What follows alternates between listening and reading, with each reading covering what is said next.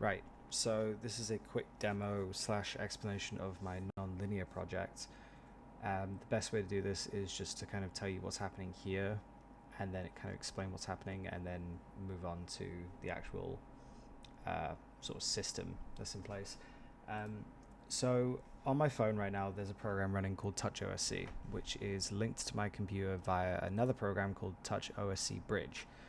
That allows it to talk to TouchOSC Editor, which, and I know it's a lot, but this effectively allows you to create layouts or buttons and faders and all sorts of things, which you can then put on your phone and send OSC data to your computer. With that OSC data, you are able to basically control your entire DAW. So if you look here, as I press these arrow keys, I am going up and down the DAW as if I was clicking. A couple other things it's able to do really simply is play, for example. So, and you can stop as well at the same time, which is good. And some of the more interesting things it can do though is, so for example, I have a few parameters set up on the master track here. One of them being Pro Q4 from FabFilter. FabFilter being the effects plugin I chose for all of this because it had this feature where you right click, you're able to learn. So right now I have something set to the frequency, which if I come here in the EQ section, I'm able to change and modulate that with that fader, which is great, which is very handy. And I'm doing that with a couple other things, the Pro R2, which is the global reverb from FabFilter again, which is being changed by this one here. And then there's the delay as well, which is being controlled by Timeless 3, but that's off right now for a reason. And yeah, so apart from that, what's happening here is a visualizer called Plane 9. Now, Plane 9 responds to your audio, but getting Plane 9 to listen to your audio is a lot more tricky than it probably should be, because it takes the default recording device of your internal computer to receive data. So I had to find out a way that I basically had to figure out a way that made Reaper speak to Plane 9. I did that by using Voicemeeter. Voicemeeter is another program which is, as you can see, is currently receiving my audio. It allows you to channel any sort of audio through it through virtual audio cables, and then send it wherever you want. So you can send it to your hardware out. I have it set to my audio interface right now, so it's going through into my headphones. But if I wanted to, I could swap this to any one of these, and it would go through my speakers or my computer's audio or my headphones or wherever I want. Also, you can combine them so they come out of the speakers or the headphones at the same time if you want. But what the interesting bit is these buses. Now, these buses allow you to send the audio to other programs. It's one of the only reasons I'm able to record all of this right now here, because this is capturing the audio coming from my microphone straight through here into here. Anyway,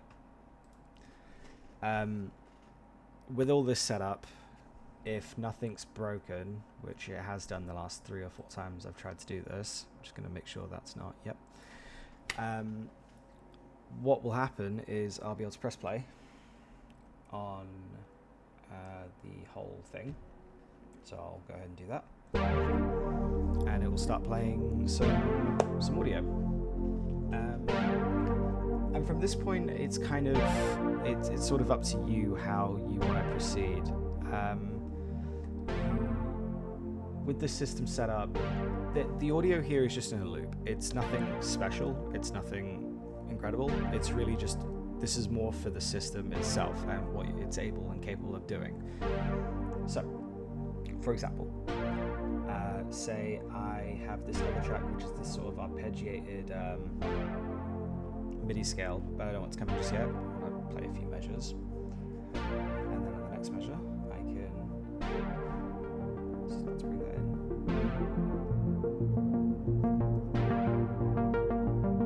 Right, and then this can be done for anything.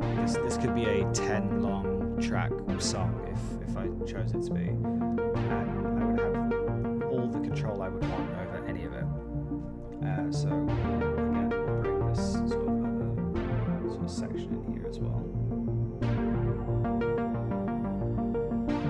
And you know, this program is great. You could do like, there's even, I probably noticed the circle here, the pan sort of takes it to the left a bit,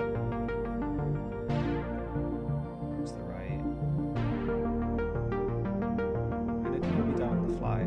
So there's no need for any sort of automation or anything, because you could just do it with your phone. So I'll show some of the effects now. So one of the cool things I found out was that you have these inserts here on the right. I hope you can see that okay.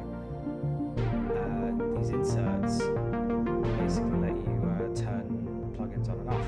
Right? So if I turn times 3 on, which you've seen the clicks, that was the delay. I can actually increase the feedback of the delay.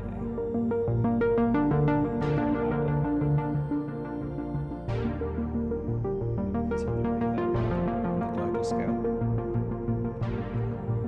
and you get a whole different sort of texture going on. And I always found that really interesting. And then you can cut it all out,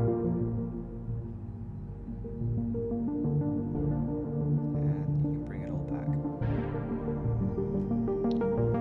And while this is all happening, plane 9 will be reacting to everything because it's all being fed in.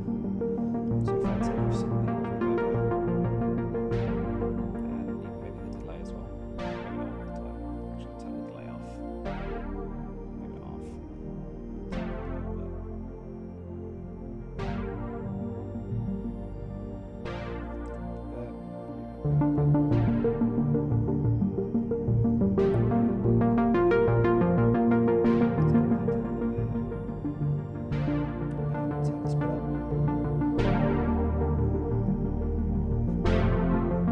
See how plane 9 is reacting to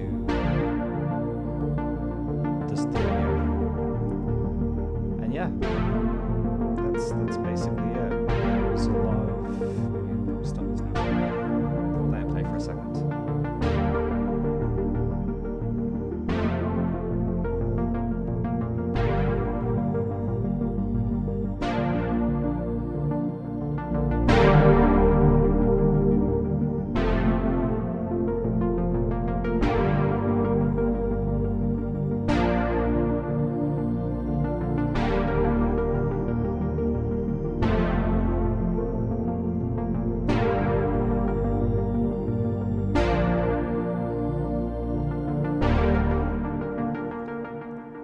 Stop it.